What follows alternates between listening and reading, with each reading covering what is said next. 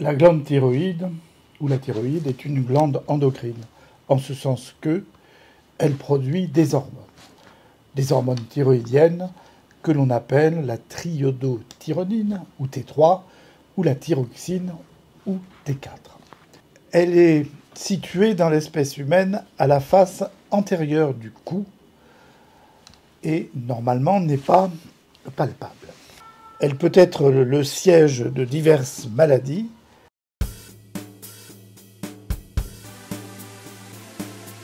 Cette thyroïde se compose de deux lobes, un droit et un gauche, ce qui lui confère une forme de papillon.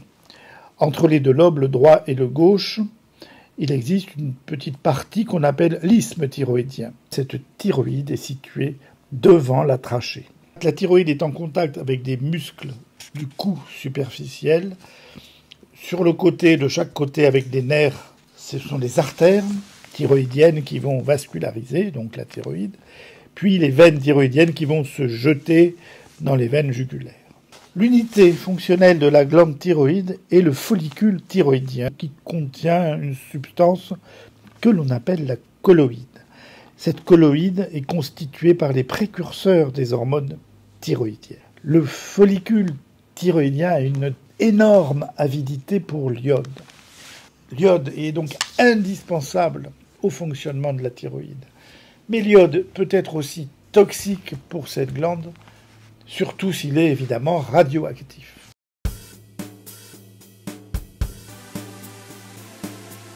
Il ne peut pas y avoir de synthèse des hormones thyroïdiennes sans iode.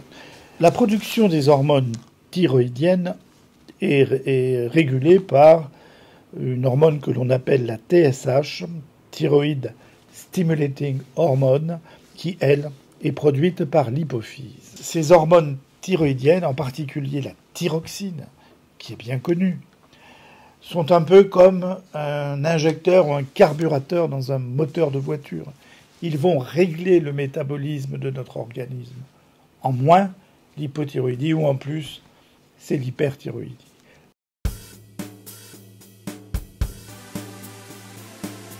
Dans l'hypothyroïdie, on observe donc un ralentissement général, la fatigue, des difficultés de concentration, des troubles de la mémoire. Les gens sont frileux et il existe un myxœdème. Ce sont des œdèmes des membres inférieurs qui vont aboutir à une prise de poids. On peut observer aussi une perte des cheveux ou une perte des poils. Il existe une sécheresse de la peau, un épaississement de cette peau qui est pâle et qui est sèche. On observe également souvent des crampes musculaires ou des fourmillements des extrémités. Une tendance à la dépression et à l'insomnie n'est pas rare.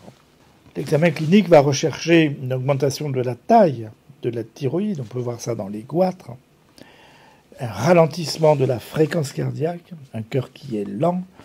L'hyperthyroïdie est au contraire un excès de production d'hormones thyroïdiennes. Alors sur le plan cardiaque, il existe une tachycardie. Ce sont des malades qui boivent et qui urinent en grande quantité, qui maigrissent et qui ont souvent des flatulences et de la diarrhée. Sur le plan neuropsychologique, il existe un tremblement des extrémités, une agitation, un trouble de l'humeur avec une irritabilité qui peut même conduire à la dépression. Des troubles du sommeil, du comportement alimentaire ne sont pas rares. Les mains sont souvent moites, il existe une hypersudation, mais ce n'est pas parce que les gens sont irritables ou ont les mains moites qu'ils seront forcément hyperthyroïdiens. La thyroïdite est une inflammation de la thyroïde qui est due à la production d'anticorps antithyroïdiens. La plus connue est la thyroïdite de Hashimoto. Le diagnostic sera confirmé par une prise de sang qui va doser et les hormones et justement les anticorps. Le goitre est une thyroïde qui est augmentée de volume. Il est dit toxique lorsqu'il sécrète une grande quantité d'hormones thyroïdiennes. Les goitres peuvent être au niveau du cou, mais pas seulement. Ils peuvent être diplongeants, c'est-à-dire qu'une partie de cette thyroïde augmentée de volume sera dans le thorax. Tumeur de la thyroïde se présente sous la forme de nodules thyroïdiens. Il existe plusieurs types de nodules. D'abord les adénomes bénins ou les tumeurs, les cancers de la thyroïde.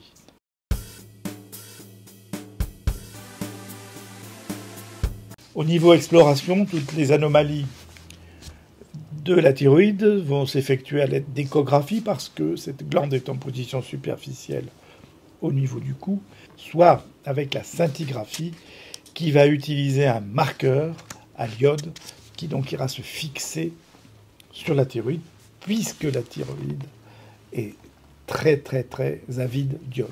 Et cette injection d'iode radioactif va mettre en évidence les zones de la thyroïde qui sont plus ou moins actives.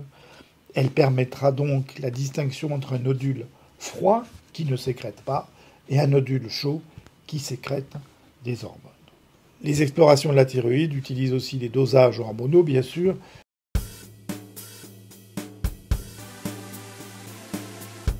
Le traitement donc, de l'hyperthyroïdie repose sur des antithyroïdiens de synthèse. Le traitement du cancer fait appel à l'iode, là aussi radioactif, ou à la chirurgie. Le traitement de l'hypothyroïdie, lui, repose sur l'utilisation de l'hormone, la thyroxine. Quelqu'un qui est trop énervé pendant le traitement aura intérêt à baisser. À l'inverse, quelqu'un qui se sent fatigué aura intérêt à augmenter les gouttes. Mais pour cela, il vaut mieux faire un dosage dosant l'hormone thyroïdienne et mieux encore la TSH, c'est-à-dire l'hormone qui régule la thyroïde normalement. Il y a un débat aujourd'hui autour de ce traitement qui a été modifié, non pas sur la molécule, mais sur la façon dont elle était véhiculée, sur les composants du comprimé, et que certains ont décrit des effets secondaires. Mais ceci, c'est une autre histoire.